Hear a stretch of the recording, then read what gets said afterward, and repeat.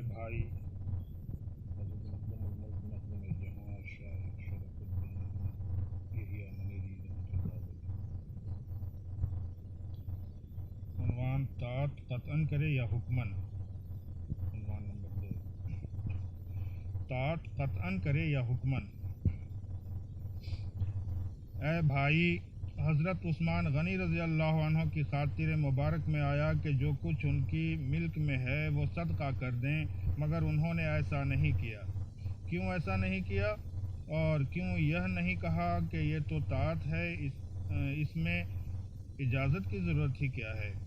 آخر ایک دن پیغمبر صلی اللہ علیہ وسلم کے حضور میں حاضر ہوئے اور اپنے دل کی بات عرض کی۔ حضور پیغمبر صلی اللہ علیہ وسلم نے فرمایا، رہنے دو تاکہ تمہارے ملکیت میں کچھ رہے۔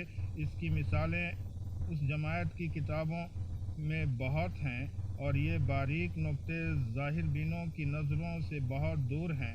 دین کے حقائق اور شریعت کے اسرار کا جاننا اہل نظر اور علماء آخرت ہی کا کام ہے۔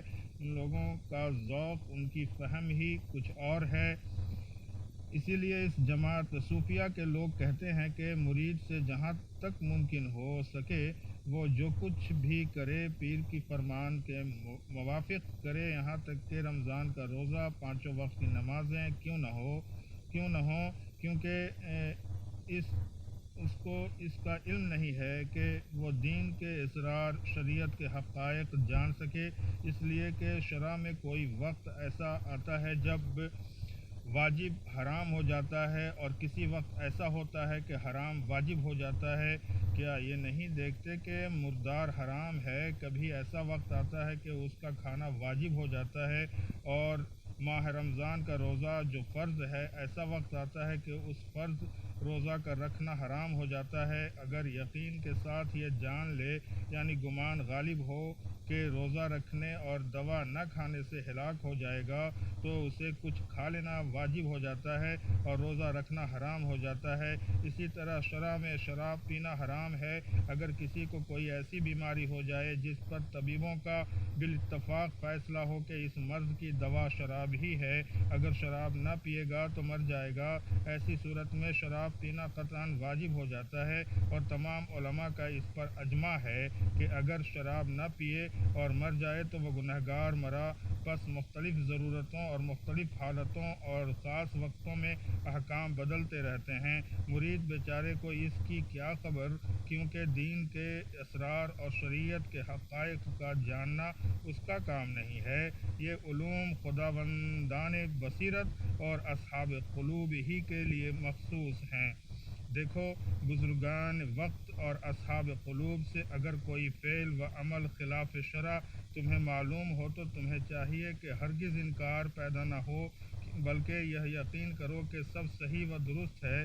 اگر نفس سامنے آئے اور شیطان بہکائے تو اس وقت جناب موسیٰ پیغمبر اور خضر علیہ السلام کے قصہ کو یاد کرو۔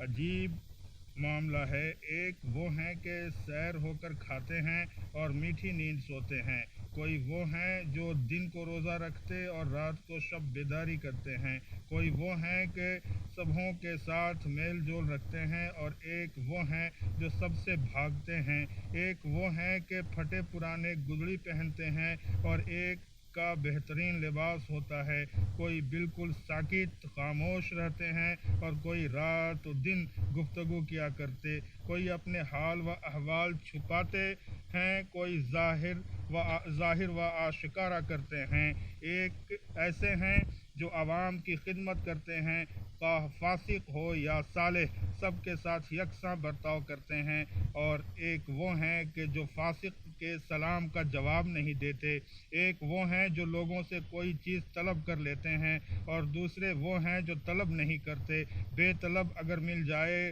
خواہ وہ کسی سے بھی ہو لے لیتے ہیں، اور دوسرے وہ ہیں جو کسی سے بھی نہیں لیتے۔ اسی طرح تمام افعال میں یہ لوگ مختلف ہیں، اور ان صاحبان دل کے یہ مختلف احوال سب کے سب صحیح و درست و نیک ہیں، اور یہ سب ان کے مکاشفے اور مشاہدے کی بنا پر ہیں۔ اہل ظاہر و اہل صورت यहाँ हंगामा व शोर व गौगा करते हैं, उन्हें दीवानगी के साथ मंसूब करते और दीवाना कहते हैं।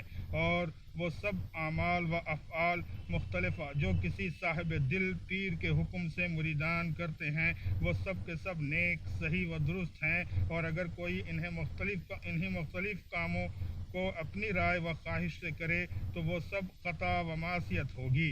यहाँ मालूम हुआ कि इस राह के लिए पीर का होना शर्त है। यहाँ अगर कोई ये कहे कि बेचारा मुब्तदी क्या जानता है कि ये हुक्म देने वाला साहिब दिल है या मुद्दई कज़्ज़ाब, यहाँ खुद को खुदा पर छोड़ देना चाहिए कि जिस किसी की किस्मत में सआदत लिखी है तो बेशक किसी साहिब दिल या साहिब वक्त बुज़ुर्ग को उसके पास भेज देते हैं या खुद उसको ऐसे पीर के दर पर पहुंचा देते हैं, यहाँ तक कि इस दौलत से वो माला माल हो जाता है। इसी को कहा गया है कि दौलत हर मुस्तैद व आमादा तक नहीं पहुंचती, और जिसको अदबार व अफलास के लिए पैदा ही किया गया है उसे अदबार की सौ बंदिशों में जकड़ देते हैं। इसी तरह इस दौलत से पीठ फेरने वाला खुद को बंदिश में डाल देता है, यहाँ तक कि मुस्तैद और मुदब्बिर दोनों ही अदबार के कुआं में गिर जाते हैं। यानी जिस काम के लिए पैदा किया गया है वो काम उस पर आसान कर दिया जाता है। ये दोनों ही तरह के लोगों का हाल बयान हुआ।